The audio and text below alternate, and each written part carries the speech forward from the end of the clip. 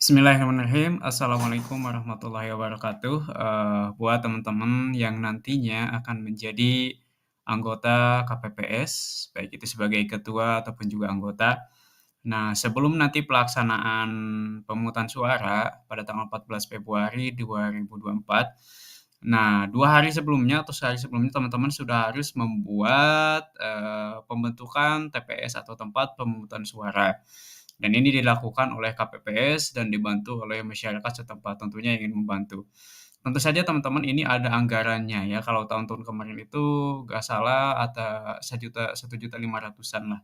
Tapi sekarang mungkin mudah-mudahan lebih besar ya, di atas 1 jutaan untuk pembuatan nanti tempat pemungutan suara. Dan ini bisa teman-teman manfaatkan sebaik mungkin agar tempat pemungutan suaranya ini lebih efektif dan efisien, tetapi juga bisa, menunjang kelancaran nanti proses pemungutan suara di tanggal 14 Februari 2024. Nah, teman-teman, dalam pendirian TPS untuk tempat pemungutan suara itu, nah yang pertama, teman-teman itu harus memperhatikan kemudahan bagi kelompok disabilitas.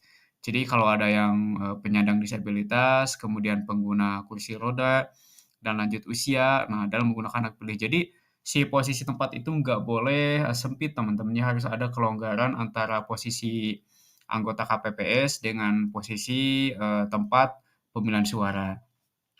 Kemudian yang kedua, jarak. Teman-teman harus memperhatikan jarak antara bilik suara tidak saling berdekatan. Ini bilik suara itu kan, untuk mencoblos nanti calon-calon presiden yang ada di, surat suara. Ini harus agak-agak, jauhan dikit lah ya, nggak terlalu berdekatan. Nah, kemudian teman-teman yang ketiga itu harus memperhatikan luas tempat pemungutan suaranya. Jadi harus mampu menampung pelaksanaan rapat pemungutan suara dan penghitungan suara di TPS. Jadi di sana itu kan nanti akan ada saksi, apalagi sekarang itu kan parpolnya banyak, calegnya juga banyak, kemudian calonnya juga ada 3 calon presiden juga kan, otomatis untuk saksi itu pasti banyak nantinya teman-teman harus disediakan kursinya, tempatnya jangan sampai semuanya malah pasedak-sedak ya, padedat-dedat atau, maksudnya itu penuh, sesak. Nah, itu nggak boleh ya. Kemudian yang keempat, teman-teman, sambungan listrik, lampu penerangan yang cukup. Nanti kalau ada, alat-alat yang harus dibantu di bawah itu kayak sekarang itu harus ada printer atau laptop. Nah, itu berarti harus ada, terminal listrik ya yang untuk menyambungkan atau juga nanti untuk ngecas HP, karena HP akan digunakan untuk, aplikasi Sirekap teman-teman ya. Kemudian selanjutnya larangan pembuatan di dalam ruangan tempat ibadah. Nah, nggak boleh teman-teman membuat tempat pemungutan suara di masjid contohnya atau di gereja itu nggak boleh ya. Harus di luar, di tempat yang megah, yang ruangannya, umum seperti itu. Kemudian, nah teman-teman bisa melihat ini contoh, lokasinya seperti ini teman-teman ya. Lokasinya seperti ini. Nah, di balik suara itu kan, ada papan pencatatan nanti penghitungan suara. Nah, ini yang papan pencatatan itu tugaskan KPPS 3 dan KPPS 4. Kemudian KPPS 7, 5 dan 6 itu untuk, menuliskan ya. Nah, kemudian di sini ada masuknya, jadi ruangannya lah, minimal berapa meter gitu. Kalau di depan rumah ya harus, bisa menampung beberapa saksi. Kan di sini lihat saksinya itu banyak banget teman-teman ya. Kemudian nanti akan ada pemantau atau masyarakat yang di luar, kemudian nanti ada pengawas TPS gitu kan. Itu pengawasnya satu ya di dekat saksi. Nah, kita lanjutkan aja dulu apa saja sih yang harus diperhatikan ya. Nah, nanti teman-teman dalam mendirikan TVS atau tempat pemungutan suara, itu KPPS itu harus membersihkan alat peraga kampanye dan bahan kampanye yang berada di sekitar lokasi TPS sampai radius 200 meter. Jadi kalau di kampung tersebut, ini kan pasti di kampung ya, di kampung atau di RT, di RW, itu masih ada alat peraga kampanye, masih banyak baligo, poster, itu harus buang ya teman-teman, dibuang sejauh mungkin ya, atau dibakar lah atau gimana ya. Pokoknya jangan sampai ada alat peraga kampanye.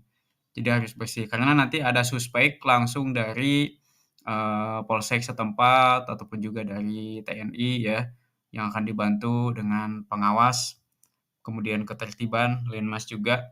Jadi harus bersih dari tempat dari, alat-alat peraga kampanye.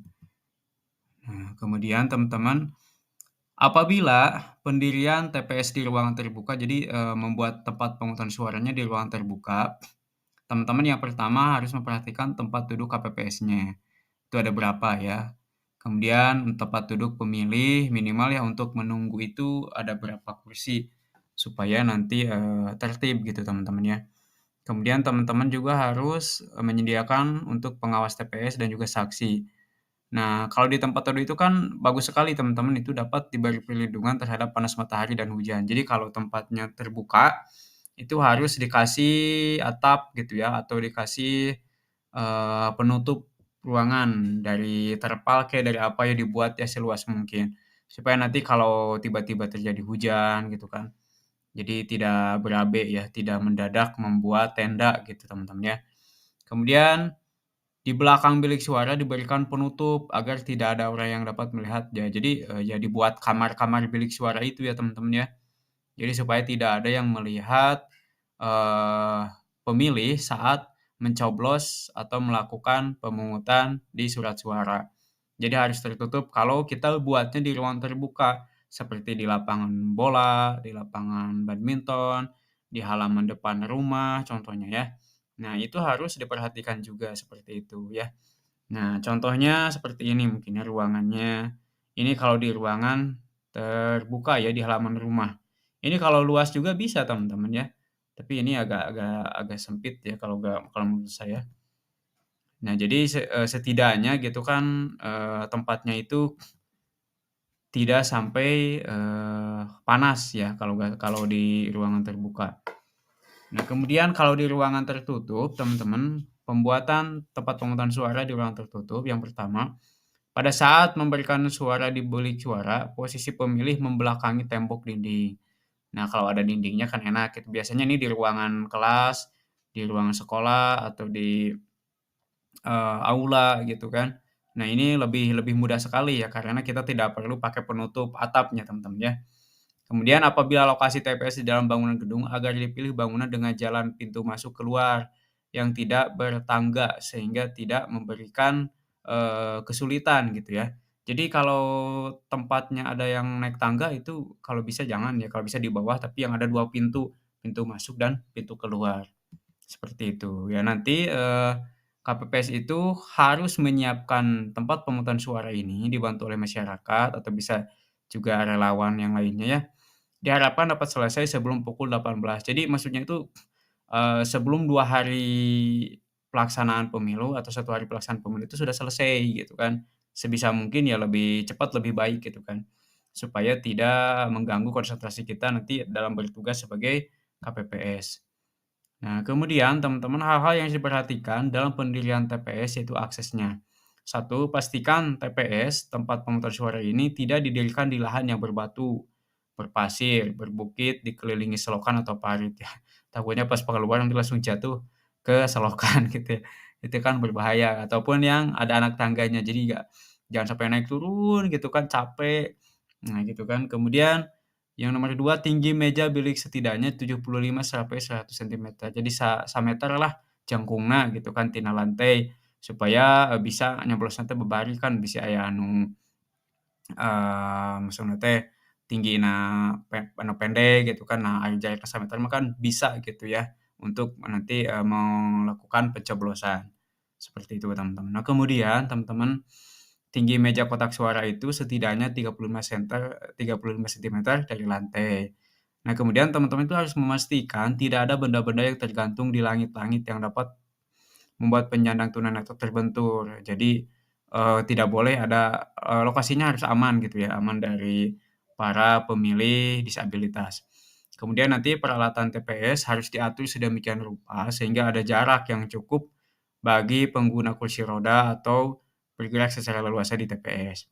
Nah, kemudian pintu masuknya ya pintu masuk ukuran pintu pintu biasa ya, seperti itu. Nah, dan alokasinya itu seperti ini teman-teman bisa dilihat ya, dari pintu masuk. Nah, dari sini pintu masuk teman bisa lihat, kemudian ada pencatat kehadiran, ini pencatat kehadiran pemilu biasanya KPPS 4 dan KPPS 5. Kemudian nanti ada tempat duduk pemilih. Nah, ini tempat duduk pemilihnya ya, harus dikasih tempat. Nah, barulah dari sini kemudian masuk ke bilik suara gitu kan. Nah, dari sini masuk lagi ke sini, ngambil dulu ke KPPS 1 ya, sama KPPS 2, KPPS 3. Di sini yang mencatat surat suara. Sini dicatat nantinya. Kemudian masuk ke bilik suara, setelah itu masuk ke kotak suara, ini KPPS 6, KPPS 7, masukkan celup tinta. Nah, di sini ada pengawas TPS dan di sini juga ada saksi. Teman-temannya saksi, kemudian di sini ada pintu keluar. Jadi posisinya seperti ini aja. Teman-teman, perhatikan ya tempatnya, kemudian lokasinya yang benar gitu ya, supaya, bisa diakses dengan mudah dan juga, nanti para pemilih itu bisa duduk dengan tenang dan ini bisa, tertib dalam mengikuti alur pencoblosan sampai dengan selesai. Nah, seperti itu teman-teman ya. Di sini, teman-teman bisa buat denahnya, terapkan sesuai denah ini ya. Siapkan aja beberapa meja, beberapa kursi.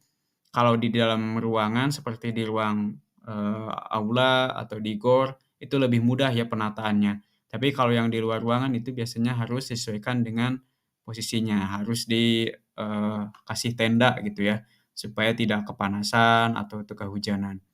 Itu saja teman-teman, persiapan pembentukan TPS oleh KPPS untuk pemilu 2024. Kemungkinannya, gambarannya seperti ini ya. Mudah-mudahan ini membantu. Terima kasih. Jangan lupa bantu like, comment, dan subscribe. Selamat berjuang, selamat beraktivitas. Assalamualaikum warahmatullahi wabarakatuh.